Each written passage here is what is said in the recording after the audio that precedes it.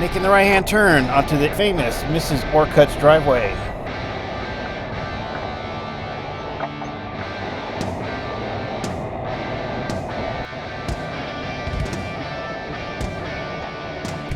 All right, we're at the official start of Mrs. Orcutt's Driveway, the famous 4-mile road that got put in as a result of the Interstate 40 going through Newberry Springs. This driveway's been featured on magazine covers, and it's been covered by many vloggers out there, and I will give you guys some links afterwards. It's been a bit since they maintained this road, I'll tell you what. So this would have been where the driveway ends and her property begins. We are here at Mrs. Orcutt's house. With me today, I have Mr. Paul Deel. Paul, thank you for coming here today. I understand you have a few things you want to show us. Well, yes. In fact, we're standing right here. This concrete slab was her water tower. It was a wood frame tower with a wooden water tank on it. And how high would it have sat? It would have been about 15 feet to the top of the tank. And then was she truck water in, or no? Her well was here. Right here was the. It's buried now, but it was in here. This was the electric when she had electric put in, and she would pump water into the wooden tower and then feed by gravity throughout the whole place here. And at one time the well went out and the wooden tank went dry, and then when they tried to put water in it, it wouldn't hold water. Because it dried out, yeah. And I think that was one of the first calls I got from her, and wasn't sure what to do about it. She didn't want to lose the tank because she liked looking at it. And so we put a lawn sprinkler inside the tank. And we just let the lawn sprinkler run and let the tank leak until it got wet and swelled up and sealed, and then her tank would hold again. Wow. Whereabouts would her service come from? Because I don't see power lines from anywhere.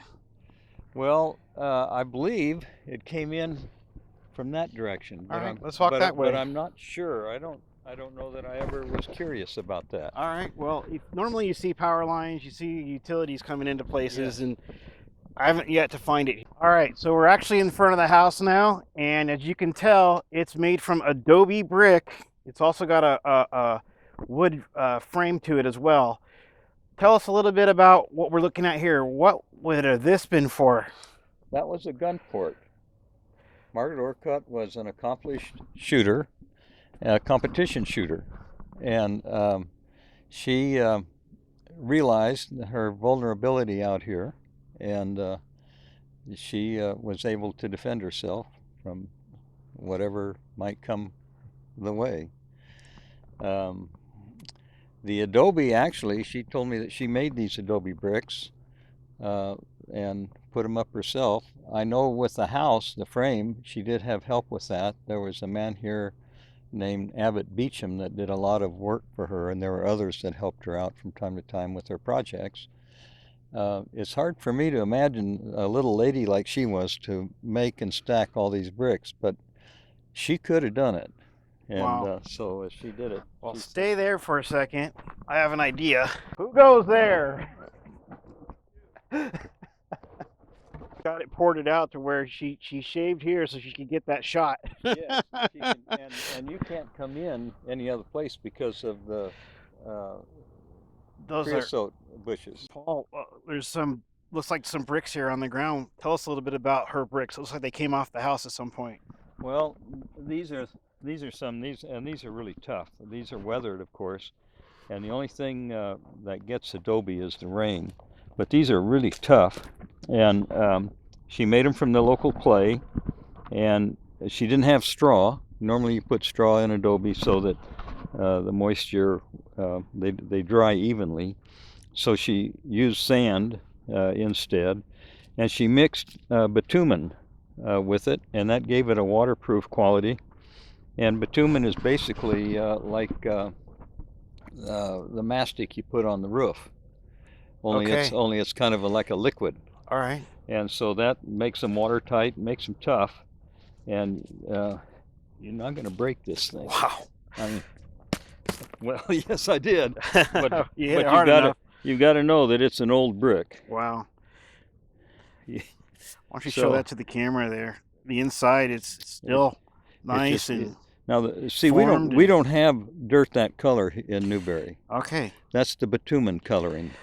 Added to the dirt. That's been added to the dirt. And gives it that dark. I was kind of wondering about that because I'm like, yeah, the house doesn't match the environment. Normally they match the environment. Right. Now, is that very common for adobe houses in the area, or something that she did? I don't know about the other houses. Okay. But it was common for that time. Very common for that time. All right. Well, that explains the dark color. Yeah. And we don't have straw here, so yeah. Now each of these bushes. And she had plants around here that she had planted, and she would have a little brass plaque, probably about 4 by 6 inches, and she would have a name of one of her friends or relatives, someone that was deceased or that she really thought highly of, and each of those plants would be a memory of that person. Wow. And of course the brass plaques have probably long been melted down. They have been. So let's do a little more touring here. So as we come around, this would be kind of the west side of the house. Would this been like her window for her family room? I mean, is that what this is we're looking at here, is a window? This is the conservatory. The window to the conservatory. What is a conservatory? That's where her baby grand piano. Well, she played in the in orchestras. All right. And her primary instrument was not the piano, but it was, and I believe she had a harp in here and a cello. So in the middle of Newberry Springs. Yes. Is a concert pianist. And a conservatory? In the conservatory. This room was the conservatory. Yes. So that would have been where she enjoyed her passion for music. Yes. All right. Yes. Well, let's go. And shooting strangers. Is there any confirmed kills? No. Well, I understand her need. So this is kind of interesting here. We're not quite sure what this box was for. It could have been something simple like a way to bring power in. We're not quite sure. It's got some type of a plumbing fixture. But now we're headed into what I believe is her kitchen. So would have this been her kitchen area? Because it looks like there would have been a sink over here. We got some plumbing. There was a wall here. This was a solid wall. With a door. With a door. And this might have been, what utility would that have been? Would that have been for a stove? Probably a gas pipe, yeah. So she would have had propane. Yeah. Okay. Yeah, she did have propane. And there was electric coming in here. I remember that clearly. It's right there. Yeah, well, there's electric right there in that corner. Yes. And then the hole in the wall is for, she had an evaporative cooler. She had an evaporative cooler in that hole right there. Yes. And this is where she spent most of her time in the kitchen. I believe every time I was. So this being her kitchen, so one of the things that I'm kind of intrigued by is that when people think of adobe house, they think of the 1800s, right? Mm-hmm. This was a modern adobe house. It Relatively, had power. Yes, relatively modern. She had propane, which means someone had to bring her propane. Yes. You know, she had power. Yes. She had a lot of luxuries that, things that would be considered luxuries. Mm-hmm. A couple other things that I pick up on while I'm here is that there's some clothing and stuff remaining. Look at this boot that someone politely hung. You think that would have been a relic from her? I don't know. It looks like it fits the age. It could have. It's not a very big foot. So she wasn't very big either, right? No, she was probably my size or small or shorter. And small in stature, or? Yeah. Wow. And then the bathroom was on the other side of the kitchen plumbing. The shower. Someone put some time into that shower. Yeah. Oh, so there's another gun port. It has to be right there. Mm-hmm. Absolutely. I want to envision the place as it was. Was it nice and cared for? Was it somewhere that was comfortable and home and something that was just a treasure? She seemed very comfortable here. Not sure. When she came here originally, she had a small trailer that she pulled behind her car, And the house was built around that little trailer. All right, so let's go see if we can figure out where that little trailer was. So right here is the conservatory where she would have practiced and enjoyed her passion for music, being in an orchestra. Yeah. We have another gun hole port, nice. And then the grand piano would have sat whereabouts, Paul? It sat here in the middle, and she would sit here to play it, and the other instrument was over in this corner. And I'm sorry, my mind isn't No, that's clear okay. on which instrument that was. But it was some type of strung instrument, like a harp kind of Yes, thing, like you're saying? Okay. And I don't remember a door being here. But there must have been, because you wouldn't go through the bathroom. No, you wouldn't. And it looks like to me like it was more of a passageway that she might have put a tarp over. Maybe not quite an official door, but a hallway opening. Who knows? Things have changed since she's been here. Yes. I'm sure. So she lived here for what, maybe 20 years, 30 years?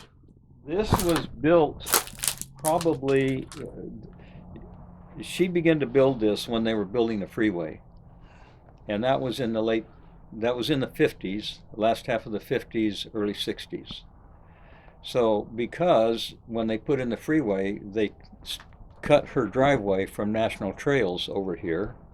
And she complained to the President of the United States. It's true. All the congressmen, It's everybody, true. and they built her a road from Port Katy all the way out here, and she got to name it. She named it Memorial Drive. She did. Memorial Drive is the name of her driveway. That's of her road. Of her road. Well, Yes, because she everyone calls it Mrs. Orcutt's Driveway. That is the name. I don't know what the official designator is in the mapping system, but she claimed it as Memorial Driveway to her efforts in fighting the federal government. And she was victorious. She was victorious. Yes.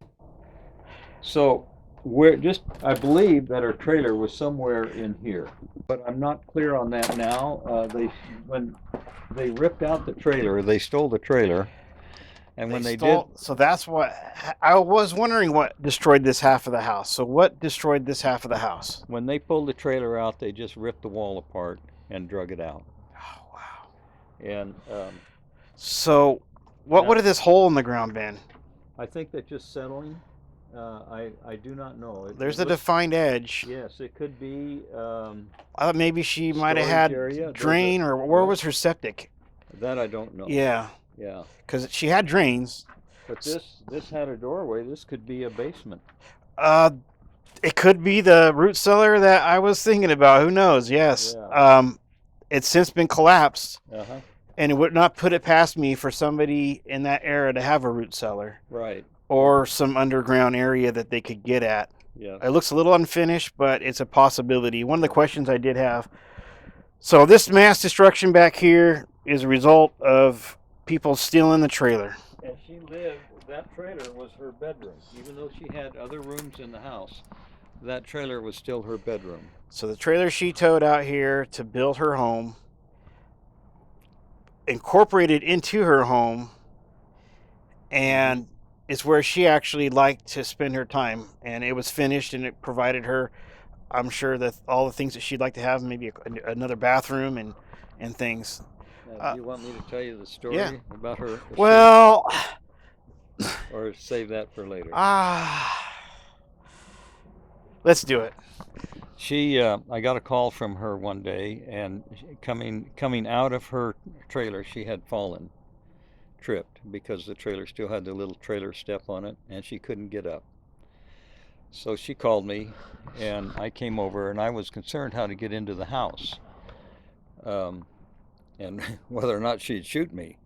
So I found a way to get into the house, and she was laying on the floor in front of the trailer, and so we embraced each other like this, and then I stood up with her, and she said, "Oh, I'm so embarrassed. I'm not wearing any panties."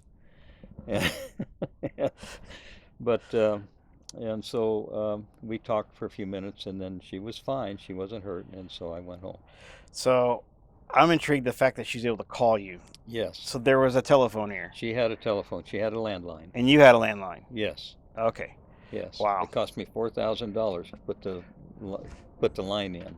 All right, so your landline back in the day when you put it in would have been $4,000 of those days dollars, which is probably close to like $30,000 or $40,000 of today's dollars. Could have been, yes. Could have been. Wow. Yeah, yeah. Wow. Well, that's. But everything for her came from National Trails.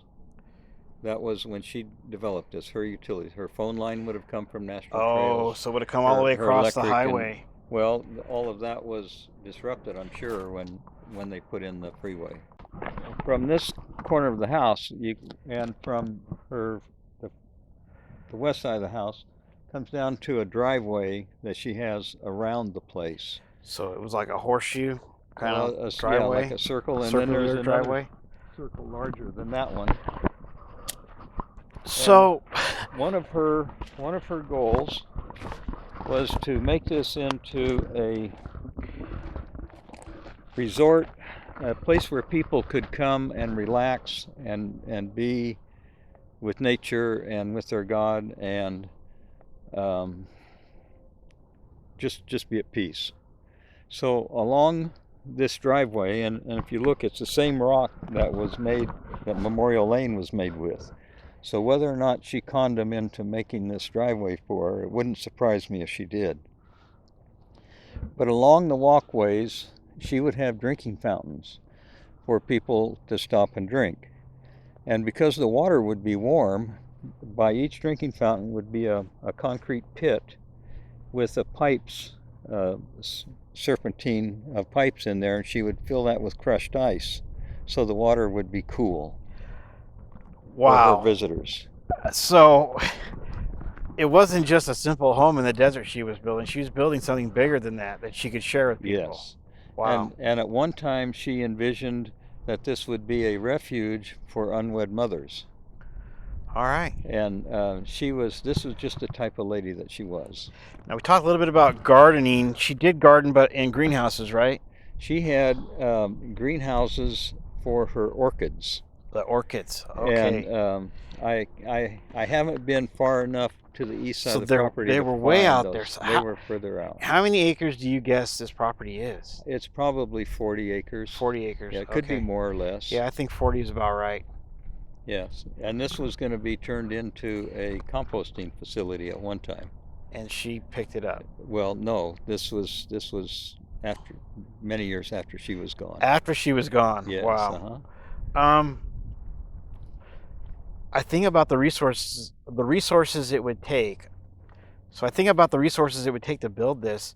She must have been quite an accomplished musician, because her wealth came from her husband's family, which was the Orcutt lumber business, and he died in a plane crash early in their marriage, and she never remarried. Wow. They were from back east. All this in Newberry Springs. Yes. When you look at the people in Newberry and get past their Newberry veneer, there are some incredible people here with incredible pasts and just unbelievable accomplishments in their life. So you mentioned you mentioned about God, to be with God. Was that something that she was focused on? She was a devout Christian. I believe she was Christian Science. Okay. But I'm not clear. She has talked to me about it. But, really? Yes. And this all could have been to prepare for the apocalypse. Oh, well. And but that's just my assumption, not what she actually said to me. Let's walk over here and see if you can help me out with this puzzle. And those are garages. They're garages. Yeah, 2 slabs. Now, so her walkway to the garage, it looks like it was cut from there. If you can see, I think that's right where it heads to the steps. And you also see that she put down some volcanic rock. If this was a trail for her, she would have paved it. She would have paved it? Well, yeah. There's steps, and that's what's boggling me. Well, okay, maybe she did then. Yeah. But these were a couple of garages. Hang on, you can't talk. I don't have a microphone on you yet. Stop right where you're at. Let's talk. Okay, these were garages and workshops for her. Okay. And I don't know that that she ever had a car here. I'm sure she did, but I never saw her drive. She was probably beyond age for that. And but these were workshops and garages. Wow. Was this built by local contractors? Do you know who in the area might have been a part? Um, I don't know for certain. I do know that a man named Abbott Beecham did a lot of work to help Wow. her out here. He was here for many years. Let's walk out to the lake, because when I came out here, I'm like, if I didn't know any better, that's a lake. Yes, it is. And if you look in the corner, it's been breached. Way out there. See where it went across? It got breached through. Oh, yes, I see it.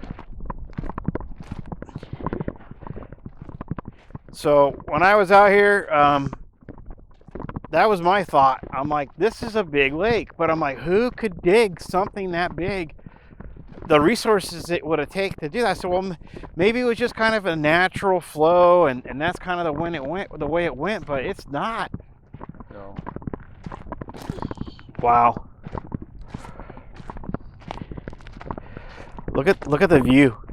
She had big plans for this place. Look at the view, Paul. Oh, isn't that amazing? Of the Cadies. Oh yeah, yeah. All right, so we're gonna reminisce here and imagine a bit. Still calm Newberry Springs evening. It could be actually, it would be more picturesque in the morning. The sun's coming up, the reflection of the lake, and you're getting the reflection of the mountains on the lake, and just how beautiful that shot would have been. Amazing, just amazing. I was talking to Sam the other day, and Sam's like, in the forest, your beauty's 30 feet away. Mm-hmm. And he said, in the desert, your beauty is 30 miles away. Yes. It's a far beauty. In fact, when you drive on the roads through forested area, if there's a place where you can see anything, they make a special place so you can get off and look at it. Here, it's all around us. It's 360 degrees. I mean, there's no end. It's all around us. Yes. Wow. What a view. And the colors. So driving in, I got a nice view of the volcano house. Ah. Mm-hmm. And I was wondering, while she was developing this and building this, if the volcano house was under construction in the same time and era, and I would bet they're somewhat close in time to each other. Well, she was actually here before the volcano house. Okay. And the volcano house came, I believe, in the 60s. All right. So she was here in the 50s. And she was probably here in the 50s and on mid to late on the volcano house. Abbott Beecham built the volcano. He didn't build it. He worked on it. Broader, bigger than Orcutt. Broader, bigger than Volcano. The heyday of Newberry Springs was between what, the 40s and the 50s? No, actually, we've come in waves. Mm. The original homesteaders came in the 30s and 40s, I believe, and there were some before that. This area here actually used to be covered in mesquite, and all the way over past national trails, this was a big mesquite forest. And all that mesquite was cut down for calico, silver mine, and for the mine up here for their ovens. This whole area right here. Well, yeah. And look how big that lake was, Paul. Oh, it was going to go all the way around. Yeah. Now, what well would she have had to try to do that with? I don't know. Okay. Maybe she didn't know. She may have had it. There may be another well in here somewhere. Well, I'm looking for. How do you seal a pond that big? This is clay. It's natural seal. Okay. Yeah. This is the Troy lake bed. The ancient Troy lake bed in here. Which is the same what we saw driving up on both sides. Yeah. And it terminates on the south side because National Trails Highway. this is the way my backyard looks. I have a clay vein going through my backyard where my pond is. It's a natural deal.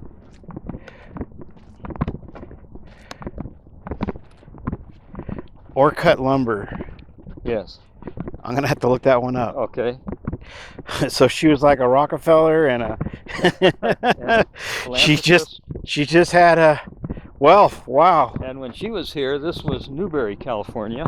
Yes. And of course, she thought that she and her real estate friends thought that Newberry needed some promotion, and so they had it changed to Newberry Springs. And our community service district is the Newberry Community Service District. They never changed it to Newberry Springs. The Newberry Church is not Newberry Springs Church, it's Newberry Church. They've never changed And it. Newberry Road is still Newberry Road. Uh-huh. I heard that story in a few of the other videos. And I'm looking for where her greenhouses would have been. But they were made with fluorescent light tubes. I saw a piece of one somewhere closer to the house. Oh, a fluorescent light? Yes, I did, but it was okay. closer to the house. But you're thinking there's got to be a pile somewhere. I would think, unless someone... Well, and I want to get a look at this lake from that side, but now it makes total sense to me what you're saying. It was going to encompass the whole property. That would have been multiple wells. I don't care how good of a clay you're in, you're going to lose a lot of water. A lot of water. 7 acre feet a year to evaporation.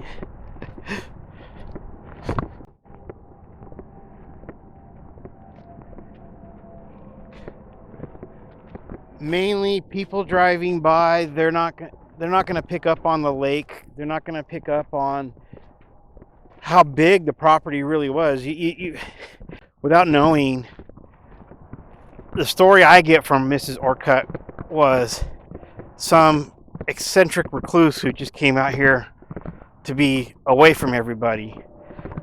But the real story is, it's a Renaissance woman of culture, of music, and she was trying to bring something to Newberry Springs, something that she was interested in, and not necessarily just. I had the image of someone who just wanted to be away from everybody and built a home on a piece of property so that no one would bother her, and that's not the case. No, she did have a big. She had a world view that was that had in my mind had many parts, and this was part of it, to build a place for people to come and be able to get renewed. Wow. And but to raise orchids in the desert. See, now you being a gardener, shout out Newberry Springs Gardening Association. You appreciate orchids. Me, I don't understand what the technical aspects are of raising orchids. Well, neither do I, except they need humidity and heat. Which we got the heat checked. Got the heat, and we have too much heat, but the fluorescent light bulbs diffused the heat. So they got the light that they needed, and not all of the heat that came with the light. So this to me would look like a prime candidate for some type of a building. Now where all the fluorescent tubes went, I can't tell you, but unless they were carefully taken down, and her niece and nephew could have done that, could have had them cleaned up. Well, let me tell you that the desert takes back fast, man. Yes. I mean, look at these stainless steel hose clamps, right? I mean, that's a modern hose clamp. Yes. Yeah. And so within 50 years, it's all gone, no trace. Yeah. The foundations could be 6 inches below us, a foot below us. We don't know unless we dig. When you live here a while, you can understand how whole cities can be buried. Because look at the sand. The sand is actually burying the mountains. The Katy Mountains, You can tell them when you fly over to LA International. Yeah. You can spot the Katy Mountains because they're covered in sand. And that's the only mountain range I've ever seen Covered in sand. that has sand dunes all the way up the front and back of the mountain. I got to start So off. at one time, this area went through a severe drought and a severe sandstorm period. When you drive around, you see the old sand dunes.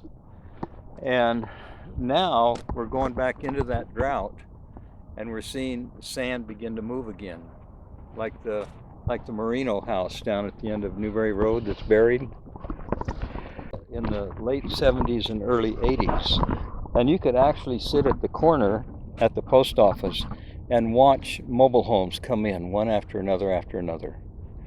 And that was when the pre-baby boomers were retiring and moving to Newberry. And realtors like Bob Shears and others were really promoting this big. Yeah, their idea, they would come out here, they would make a paradise, and their children would come and visit, and their grandchildren would come and visit, and they did until it got boring. And then one of them would become in age and become infirm. The other couldn't take care of it. This is tough country.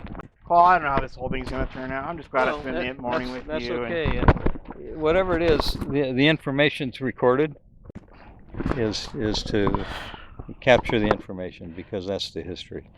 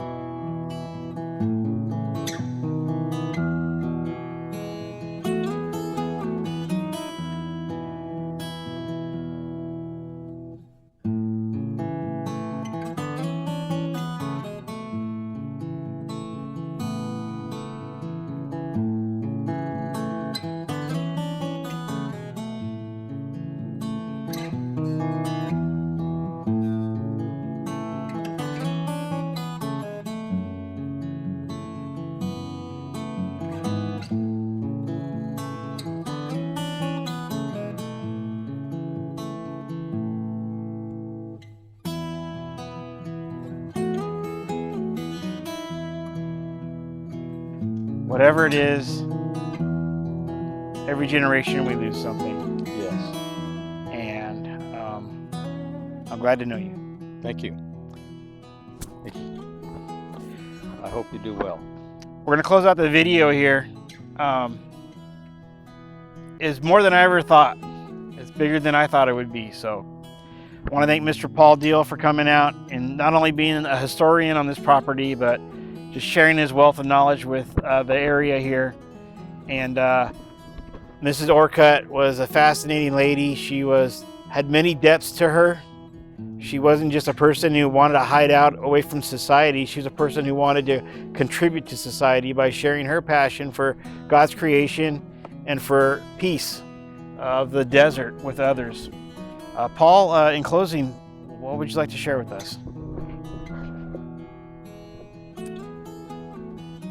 Develop your worldview the way that the Creator intended us to see it is. Margaret Orcutt was a unique lady who thought deeply and had a big heart and obviously had the resources to do the things that she could imagine. And she was a strong lady, a good lady, who loved the Lord and contributed to the community that she came to. Wow. I'm pleased to know you who knew her. Yeah. And I really thank you, Paul, for your time today. Thank you. Appreciate it very much. Thank you.